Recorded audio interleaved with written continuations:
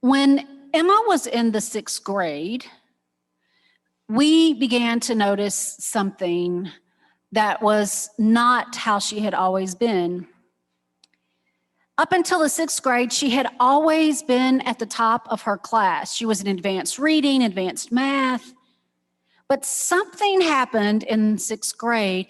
And as she started this new school, we began to wonder, was it just the new school? Was it the new schedule? We had moved the year before, and she was now attending the second new school in 2 years. But every single grading period, her grades began to drop. By the middle of that year, by January or February, in conversation with the teachers and our pediatrician, she got a soft kind of diagnosis of ADD, and we made the decision to start medication to help with what seemed like just a sense of not being able to complete assignments. And yet, by the time we got to the 8th grade, something else was happening. From that point in the 6th grade to the 8th grade, every single grading period dropped. Emma had gone from the literally top of her class to a student who was struggling, who could barely complete assignments.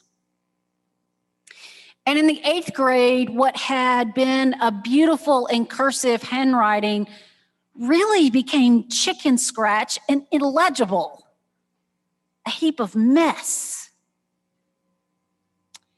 And so by the middle of that year, we began to think that this was something beyond ADD. The executive functions, her organization skills, all of it had disappeared. And so we started another battery of tests. And we found a very wise, very experienced psychologist. And she did a series of testing with Emma. And the first thing that we realized was that it wasn't that Emma was quirky, it was that Emma was actually living with OCD. If that diagnosis wasn't enough to know that your 13, almost 14-year-old was literally carrying the weight of the world, and it was like having an app open in her mind every single day of the week, this wise psychologist said to us, Emma's comprehension is well beyond her age bracket and well beyond that of the next age bracket. But through the writing assessments, through the hand-eye coordination, and through this one line on the test, I can see that this isn't just ADD, this is probably a muscular dysfunction within her eyes. She probably does not see the world the way that you and I see it. And so she recommended a specialist.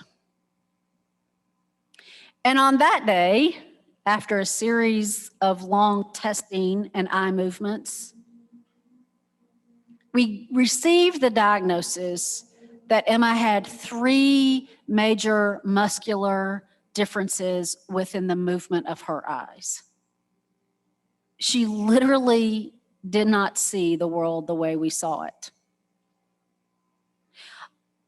Any one of those diagnoses, any one of those muscle movements would cause a normal child to fall behind in school by the 1st or 2nd grade. Our visual specialist was stunned that somehow Emma had made it to the 8th grade. And on top of 3 very different things muscularly that were happening within her eyes, we got the rare diagnosis that Emma has a color differentiation. Women cannot be colorblind, but they can carry the gene. And for some women, it means that they can really not see beyond primary colors. They can't see full shades of the rainbow like you and I. And so that too was added on to Emma's diagnosis. None of this was things that we could see. But these things together began to push us out on a boat to what felt like a deserted island. So from that moment on, we knew that there would be intensive therapy, eye therapy. We knew that we also had to make a special, specific trip into a very specific math program twice a week so that we could hopefully catch Emma up. Because what began to happen was Emma had compensated from the time she learned to read until the time she was in the 6th grade, and we started writing on the board and having to read from the board. In middle school, students move from learning to read to reading to learn. And so in this diagnosis, Luke and I hunkered down, and we do what all of us do. We started reading as much as we could. We started reading the internet. We started rearranging every single thing about our lives. Our lives suddenly became centered around 3 appointments in Chattanooga, which was an hour away in a different time zone. One of which we would leave at 6 o'clock in the morning so that Emma would only miss 15 minutes of her school day. And then for her OCD, we were traveling an hour and 45 minutes back to Nashville twice a month after school. In this moment, as we felt like we had the weight of the world upon our shoulders, what began to happen was we do what most of us do. We hunkered down. We kept most of the frustration to ourselves, most of the grief to ourselves, and we did what we just needed to do. Because as Justin McRoberts says, most of us believe that we are too strong to be weak, and we are too needed by others to take care of our own needs. And so we push ourselves out into an island, out into aloneness, out into isolation, that we are the only ones. And it sure did feel like that when we began to advocate for modifications that didn't seem that difficult. Instead of writing with green and red, we asked for blue, we asked for black. We had to educate teachers on why it was important not to make things at a 12 font for Emma, but at a 16 to 18 font and have only so many questions on a page. We were in a constant battle with the school about an accommodation that meant that she did not have to annotate every single page because her eyes physically couldn't do it. We were on an island because suddenly our friends would say to us, well, you just need to make sure she does her homework. Or they would complain that it took their kid an hour and a half to do an assignment, to do a project, when we knew in our house it was taking us days. We knew that in our house, homework never lasted an hour or an hour and a half. It lasted 3 to 3.5 hours every single night, every single day, to keep us afloat. Our teachers would say to us, oh, it's not, you just need to stop coddling her. You need to create more boundaries for her. It pushed us out on an island because we felt alone.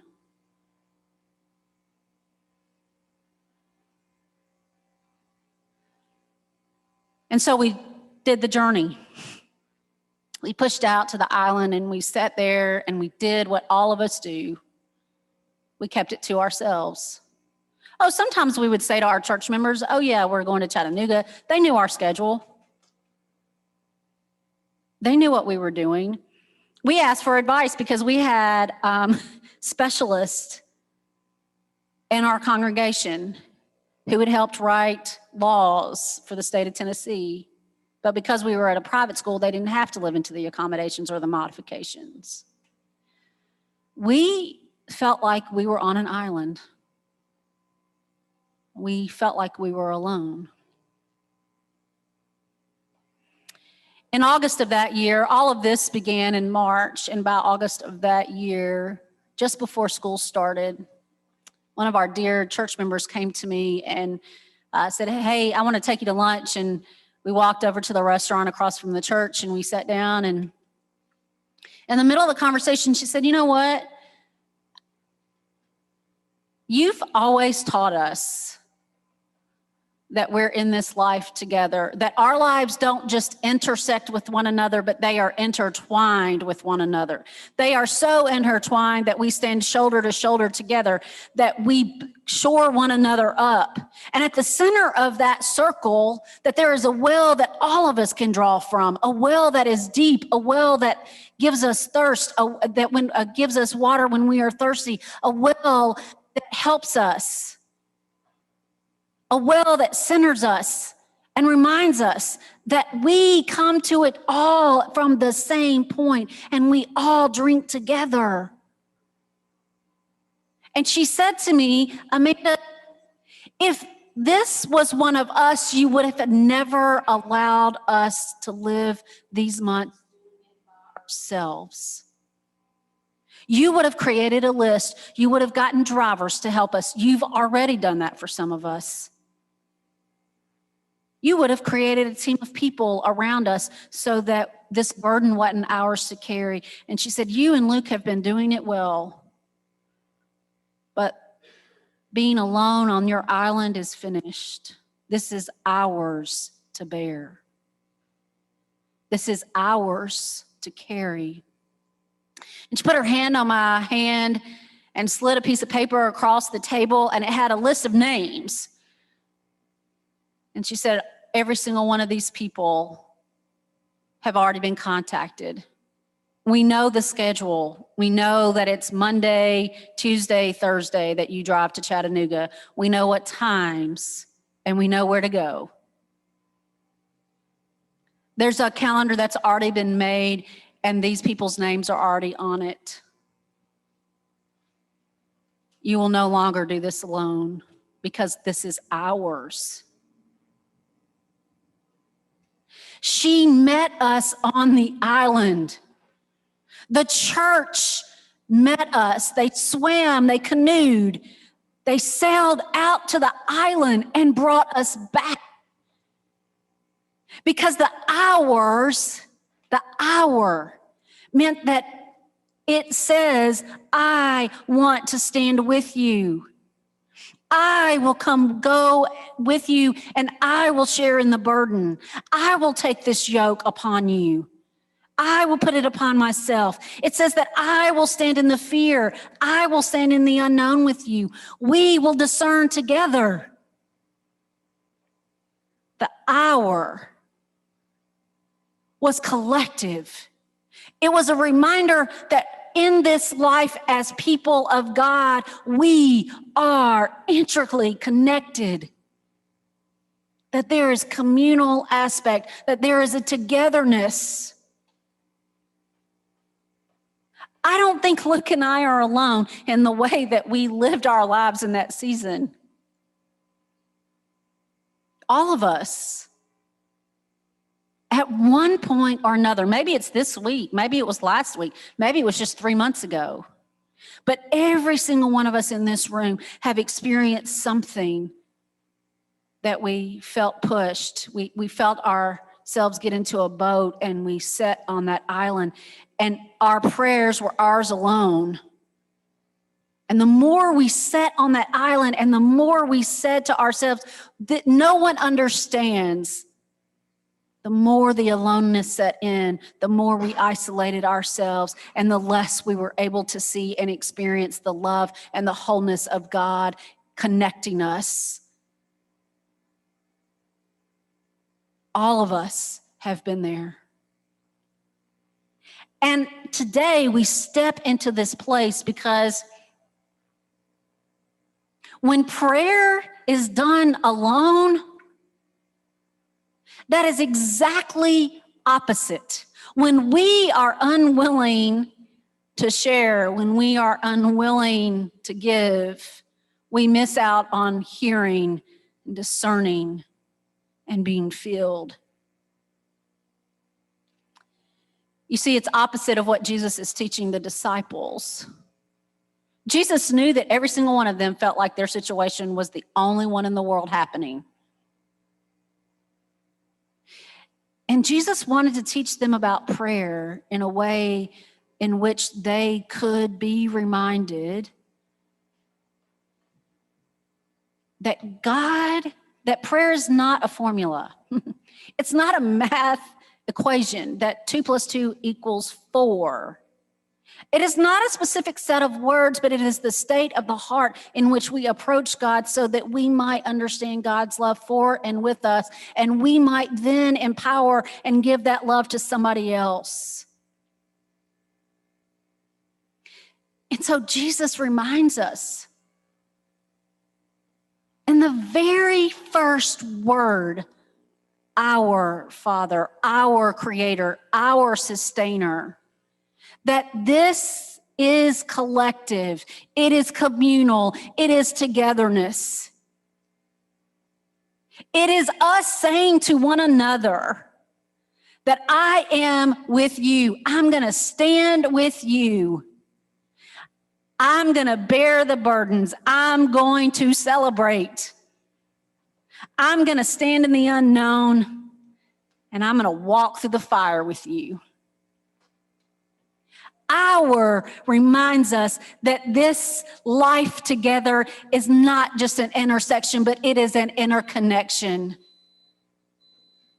And so, as we begin this journey, as we understand who God is and what God is teaching us about prayer, God invites us today to remember, to know that it is an hour, that we are a collective body of people,